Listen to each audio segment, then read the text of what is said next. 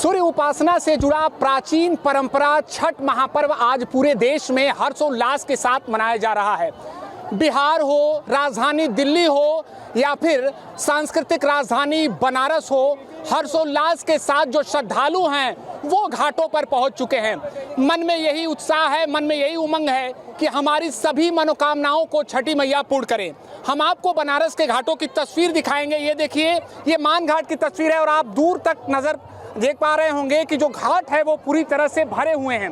4 दिवसीय यह पर्व होता है, नहाय खाय से शुरू होता है। इसमें अनेक परंपराएं होती हैं और माताएं बहनें उसे पूरी विधि विधान से उसका निर्वहन करती हैं। और जब बात हो काशी की तो यहाँ के लिए कहा ही जाता है कि 7 बार 9 त्योहार।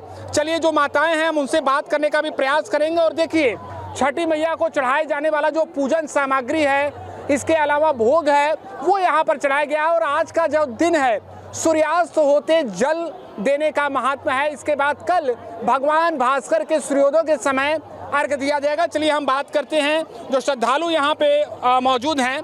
क्या नाम है आपका? मेरा नाम गीता पांडे है। कब से ये पर्व कर रही हैं? क्या कुछ मान्यताएं हैं, जरा बताइए। कई वर्षों से हो रहा है, 20 साल से हो रहा है, 20-22 साल से करीब हो रहा है।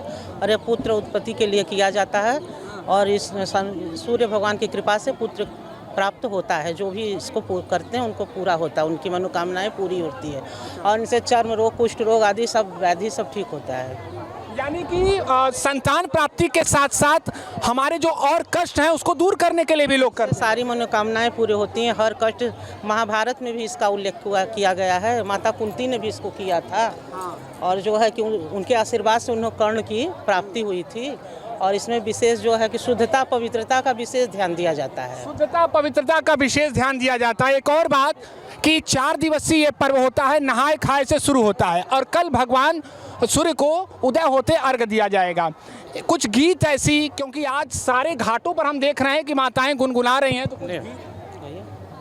चारू चौखंड का पोखरवा, पोखरा जल से भरी, पोखरा दूध से भरी, घोर भयल बीनु सहारा, भैल अर्घ की बेर, भैल अर्घ्य की बेर।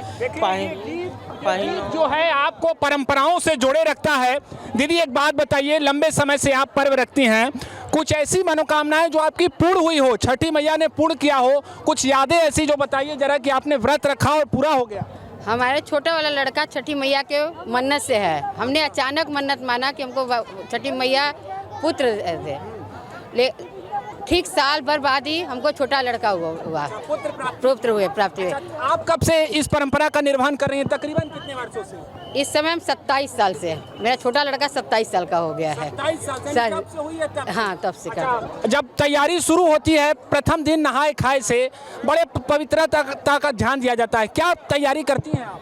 उस दिन हम लोग सुबह उठकर नहा धोकर कद्दू का बनता है, दाल और चावल, दिन भर उसी को खाकर रहा जाता है। दूसरे दिन बकीर पूड़ी का रहता है, नहा कर खाया जाता है। तीसरे दिन हम लोग पूरा उपवास करते हैं, जो शाम को अर्घ देते हैं और सुबह उसका अर्घ देकर चौथे दिन उसके बाद हम लोग पूजा करते समाप्त करते हैं। आप देख पा रहे होंगे कि बनारस इस समय छठ महापर्व के उल्लास में डूबा हुआ है और मनोकामनाएं अनेक हैं। किसी की मनोकामना, किसी की प्रार्थना है कि संतान प्राप्ति हो, कोई चाहता है विवाह हो, कोई चाहता है कि अच्छी नौकरी की प्राप्ति हो।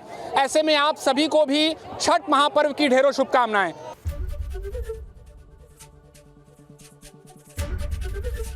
एबीपी गंगा, खबर आपकी, जुबान आपकी।